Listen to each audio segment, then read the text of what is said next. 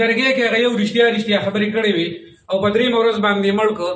دې جرګې دغه کم تپوس وکړو، دې انتظامیې دغه کم تپوس وکړو. دا یو سوال دی او که نه دی ناستو خلکو دا یو کېدل پکار دي، ځکه چې موږ هم په دې پته پوه نه شو چې موږ د کومې جرګې څه جوړه شو. دا هم یو خبره ده.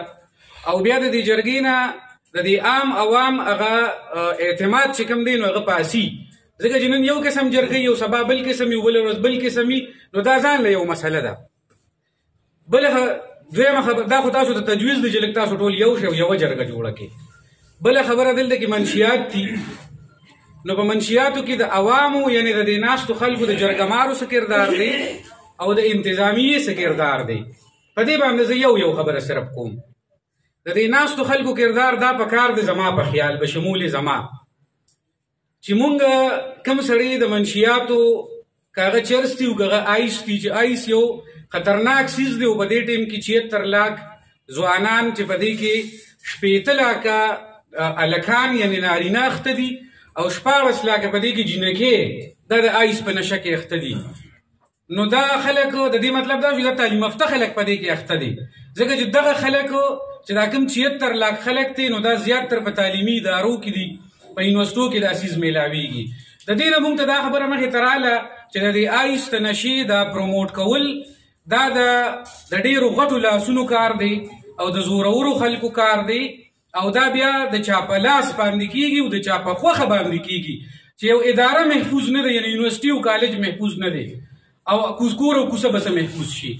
نو یو خو دا خبره ده چې مثال په طور د دې دا مشران چې کوم دلته ګیر چاپېر ناست دي د دې کردار دا پکار دی چې دې په داسې قسمه خلکو پسې تاڼۍ ته نه ځي، د داسې قسمه خلکو سره د سوشل بایکاټ وکړي او د انتظامیې داګي د دې نه علاوه لکه دا خلک د دغې خلکو سره دښمني نشي کولی. نه تاسو ته موږ دلته په ګوته کولی شو.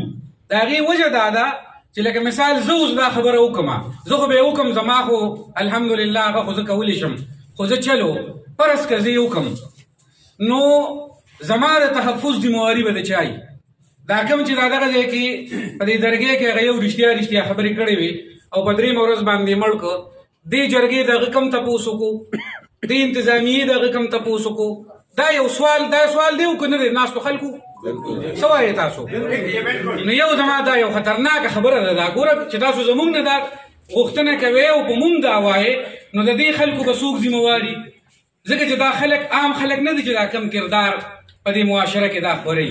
نو موږ خو به نه درځو تاڼې ته، په منشیاتو والا پسې به موږ تاڼې ته نه درځو، او که درلو تاڼې ته نو انتظامیه دې زموږ سره دغه خلک نه پرېږدي، بلکې موږ ته دې دا ووایي چې تاسو له شرم پکار دی چې تاسو په دې آیس خرڅولو والا پسې راغلې.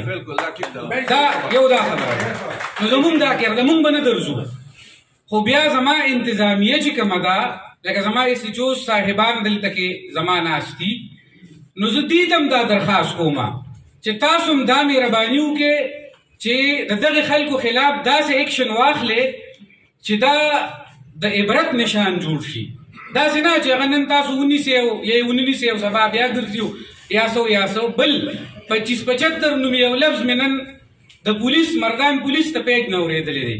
د مردان پولیس یو پیج دی، ما ته سکرین شاټ اخیستی دی، دې ته به یې ورملیږم. هغې ډېره ښکلې خبره کړې ده، وایي د عزتداره سړي ته باره په تاڼه کې عزت دی او د 25-75 دی د عزت تمه نه کوي.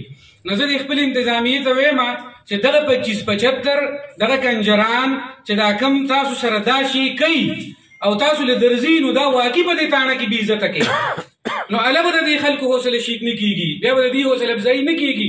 خو دا خبرې چې کله زه وکړم نو د به دې ناستو مشرانو کې به هم ډېر ماته غوسئ او چې کوم ما اوري نو هغې به هم ډېر غوسئ چې یاره ده به دا 25-75 چاته ویلي او دا کنجران به یې چاته ویلي. نو کنجر او 25-75 خو ورته زه ځکه وایم چې تا خدای غرق کا دا د آیس او د بدمنۍ دا ناسور او دا لعنت دا خو صرف د جماعت اسلامي والا په کور کې خطره نه ده، دا خو صرف د نیشنل پارټۍ او د پیپل پارټۍ خبره نه ده، دا خو صرف د ملا او د عامي خبره ده، خو د ټولو خلکو مشترکه مسله ده. نو زه دا خبره کوم چې انتظامیه د دغه خلکو حوصله شیکني وکړي، ځکه چې لکه دا نه وایم ګورئ چې زه ورغلی یم او ما زه یو سم سړي له ورغلی یم او یا د یو جګړې په معامله کې او زما خبرې نه ده منلې او د بل یې منلې ده. خو دا یو عام تاثر دی چې کله 25-75 ورشي نو د هغه کار کېږي محمد کمال ناظم صاحب داسې ده وایي د هغه کار کیږي او چې کله سم سړی ورشي وایي د هغه کار نه کیږي. نو زه د انتظامیې ته دا درخواست کوم چې برای مهرباني دا تاثر بدل کې.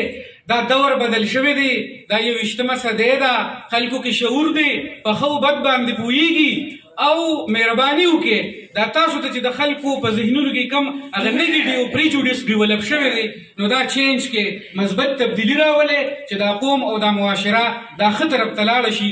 یو څو خبرې مې ترخې وکړئ، معذرت که د چا دې له زارې شوي. جزاک الله.